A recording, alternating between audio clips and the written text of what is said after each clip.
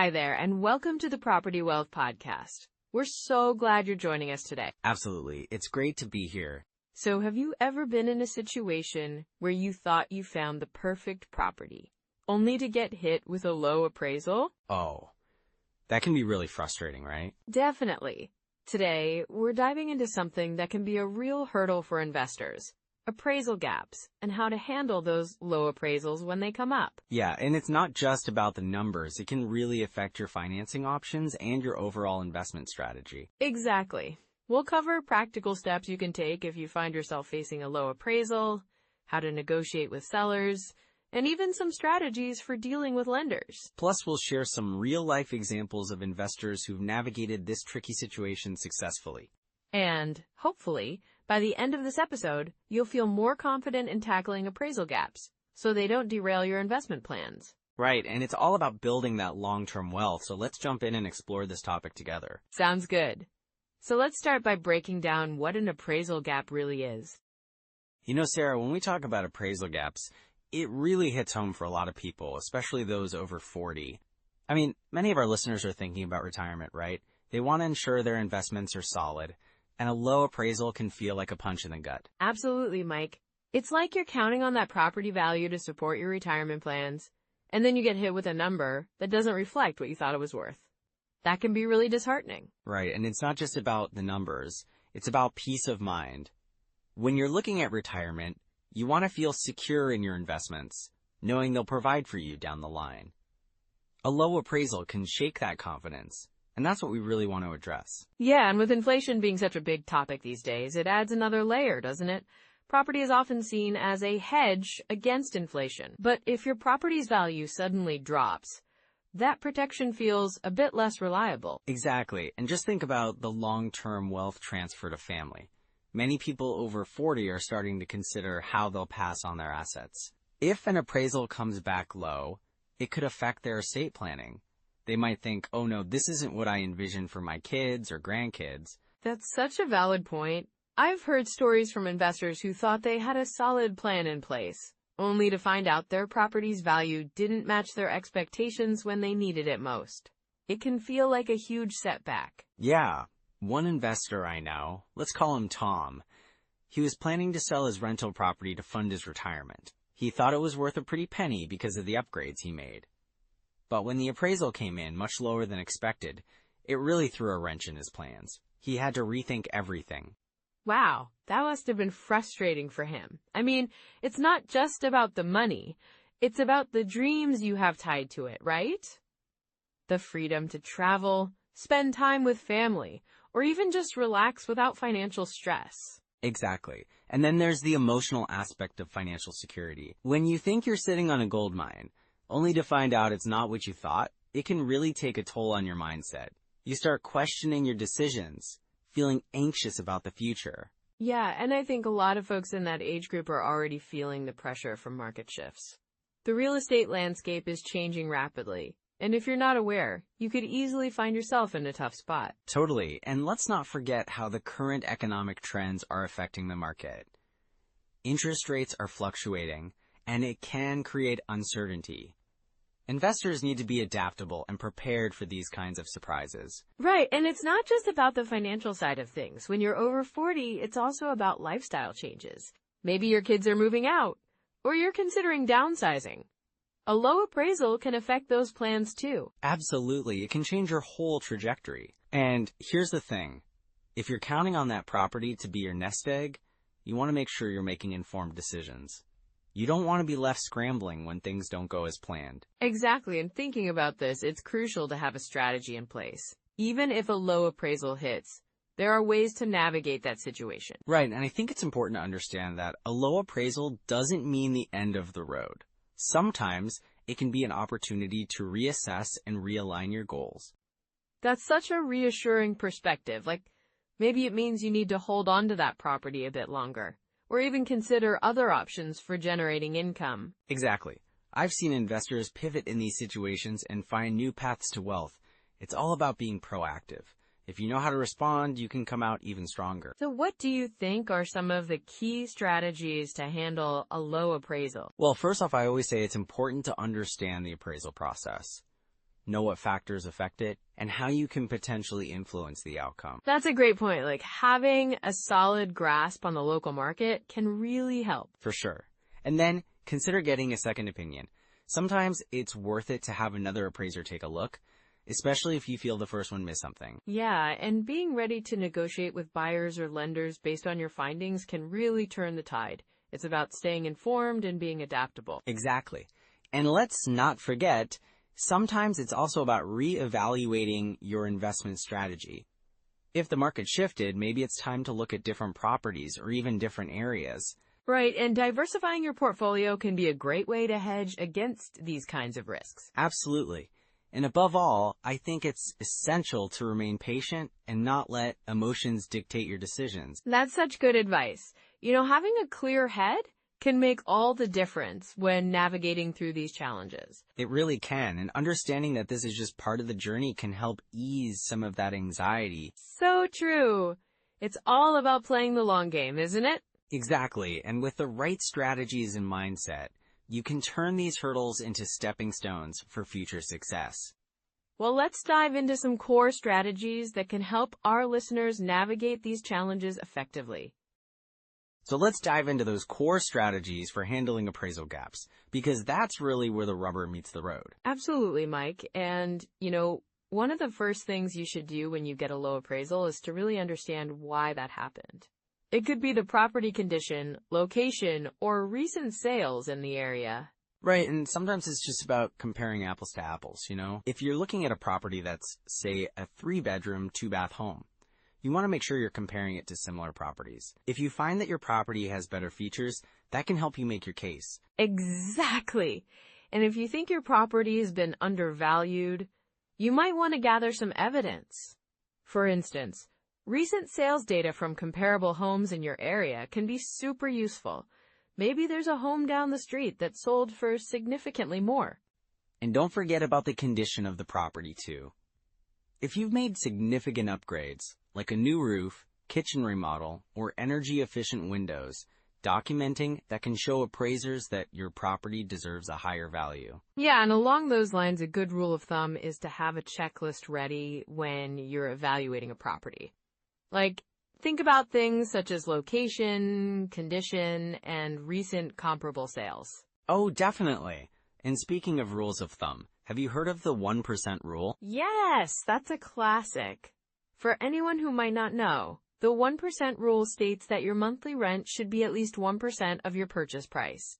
So if you buy a property for $200,000, you should aim for at least $2,000 in monthly rent. Exactly. It's a quick way to evaluate whether a property could be a good investment. But it's not the only rule to consider. There's also the 50% rule, which is useful for estimating your operating expenses. Right. The 50% rule suggests that about 50% of your rental income will go towards expenses. So if you're making $2,000 a month, you should budget about $1,000 for maintenance, property management, and other costs. And combining those two rules can give you a pretty solid picture of your cash flow potential.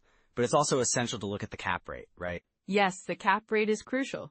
It's calculated by taking your net operating income and dividing it by the property's purchase price. So if your property generates $24,000 a year in income and you bought it for $300,000, your cap rate would be 8%, which is pretty solid. Exactly. A higher cap rate generally indicates a better return on investment. Just make sure you're comparing cap rates among similar properties in the same market. And when you're looking at financing options, that's another layer of strategy. For example, if you can secure a loan with a lower interest rate, that can significantly impact your cash flow and overall profitability. Absolutely. And don't forget about hard money loans, especially if you're looking to flip properties. They can be a bit more expensive, but they can also provide quick access to cash when you need it. Right. But, they can come with risks too. It's essential to have a solid exit strategy if you're going that route. Exactly. And speaking of exit strategies, evaluating property types is crucial. Single-family homes can be easier to finance and manage, while multifamily properties can provide better cash flow potential. Oh, definitely. And then there are also commercial properties, which can have their own set of challenges, but often come with longer lease terms and potentially higher returns. Yes, but remember that each property type has unique dynamics. For instance, commercial properties might have longer vacancy periods, while residential properties typically have more consistent demand. That's a good point. It's all about finding what fits your investment style and goals. And when you're assessing a deal, having a deal evaluation checklist can really help streamline the process. For sure. You might want to include things like the purchase price, estimated repairs, expected rental income, and exit strategy. That way, you're not making decisions based on emotions, you're relying on solid numbers. Right, and being methodical about it can prevent you from getting into situations where you feel rushed or pressured. Exactly. And always do your due diligence. Research the neighborhood, check crime rates, school districts, and even future development plans. All of those factors can impact property value. And if you do end up with a low appraisal, you have options. You can challenge the appraisal, provide the appraiser with additional data, or even request a second appraisal if necessary. Yes, and if you have to negotiate with the seller, be open and honest. Share the appraisal findings and see if they're willing to work with you on the price or maybe offer some concessions. And don't forget about the possibility of having a backup plan. If you can't come to an agreement, it's sometimes better to walk away than to stretch your budget too thin. That's a wise approach. And as we're discussing all this, it's really important to keep an eye on common pitfalls. Absolutely. I'd say one of the biggest pitfalls is underestimating expenses. Many new investors think they can just calculate their mortgage and property taxes, and that's it. Right, but there are maintenance costs, vacancies, property management fees, and unexpected repairs. You really need to account for those in your budgeting. Exactly. And then there's the emotional aspect too. Getting too attached to a property can cloud your judgment, especially when it comes to negotiations. That's a big one. Always remember it's a business decision, not a personal one. And if you're not careful, those emotional decisions can lead to significant financial headaches down the road. So keeping a level head and sticking to your strategy is key. Definitely. And with that, let's explore some of those common pitfalls in more detail.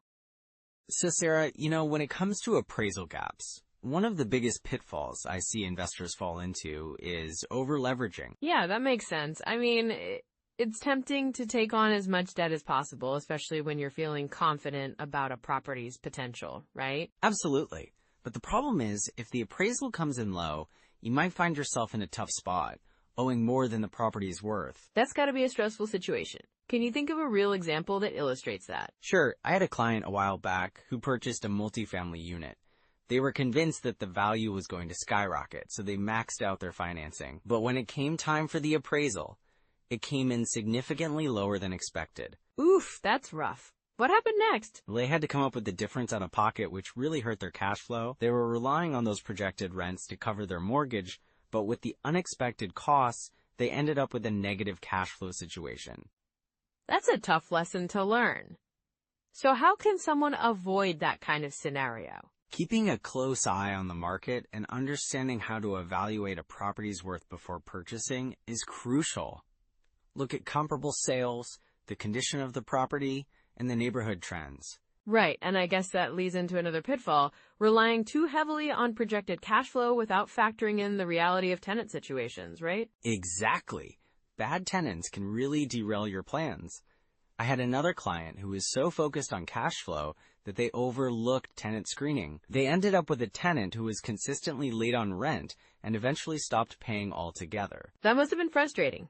Did they do anything to mitigate that risk in the future? They learned the hard way to prioritize thorough background checks and references. It's not just about the rent. You want reliable people in your properties. Absolutely. And even with great tenants, there are still hidden costs that can catch investors off guard, right? For sure.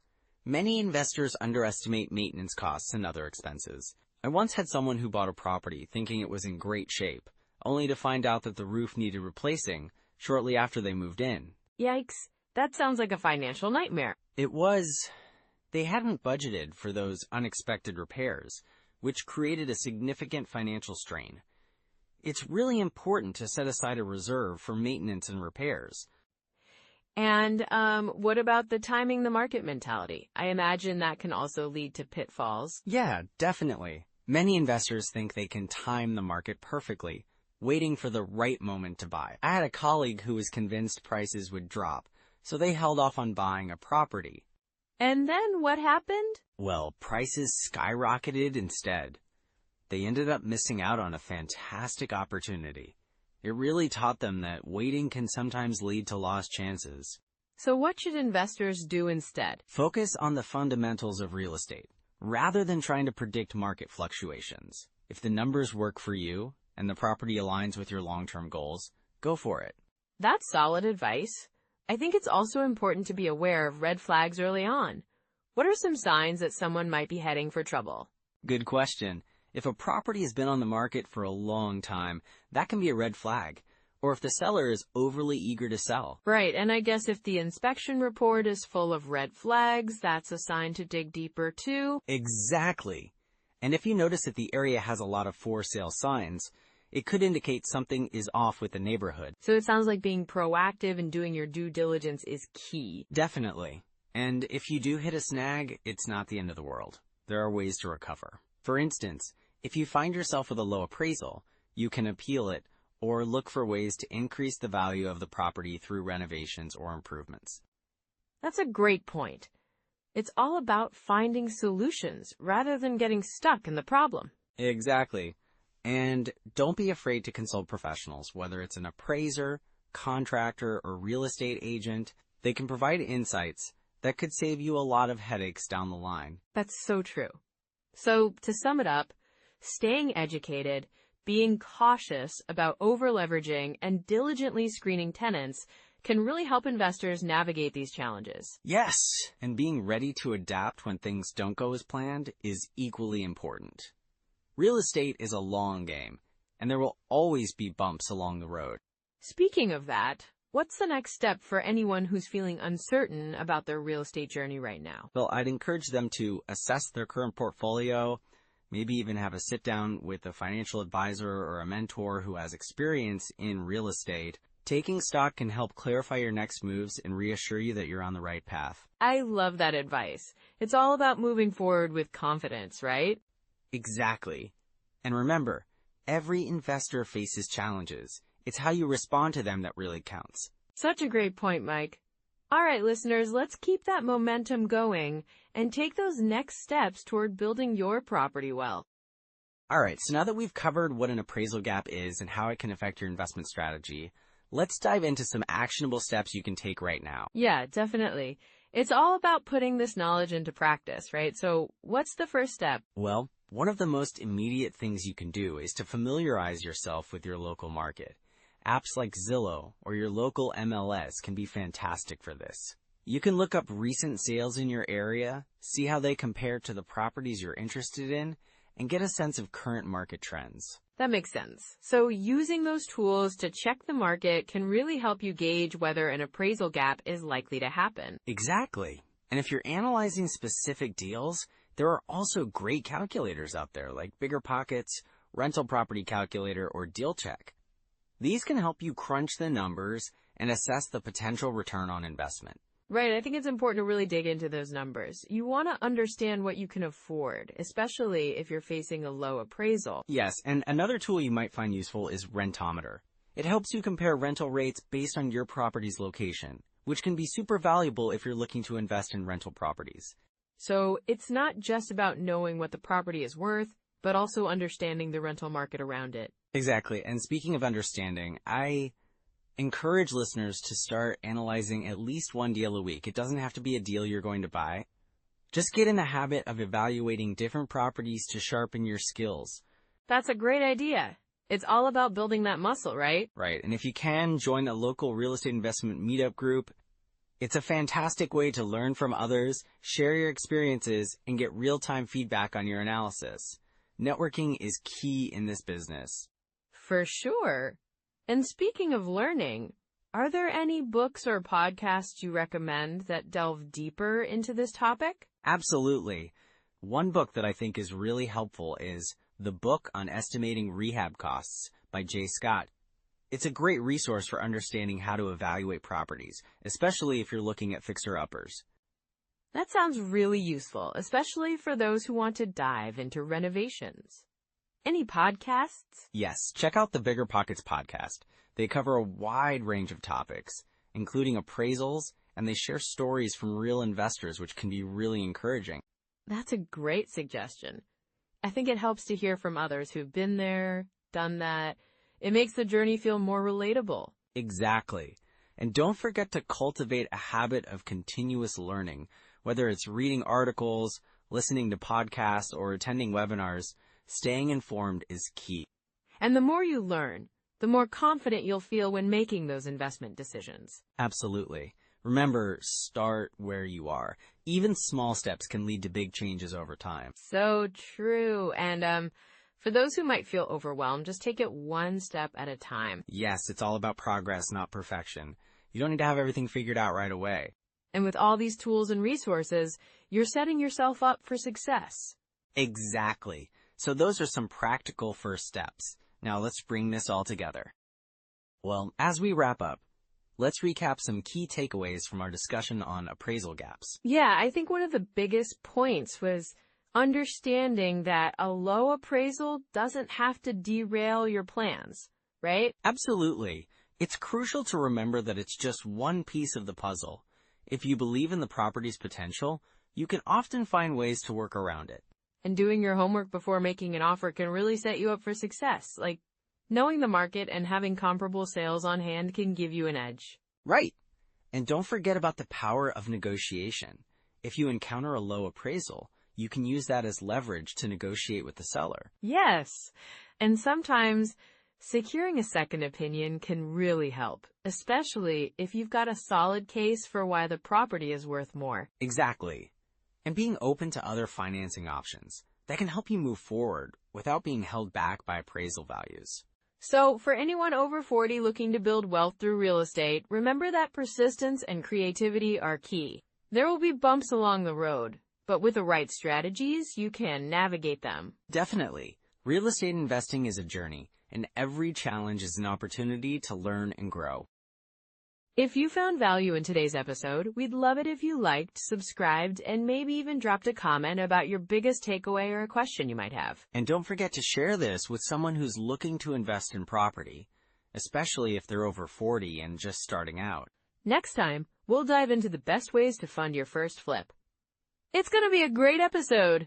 It really will be. Thanks for joining us today. And remember, every step you take in real estate is a step towards building your wealth. We'll catch you next time.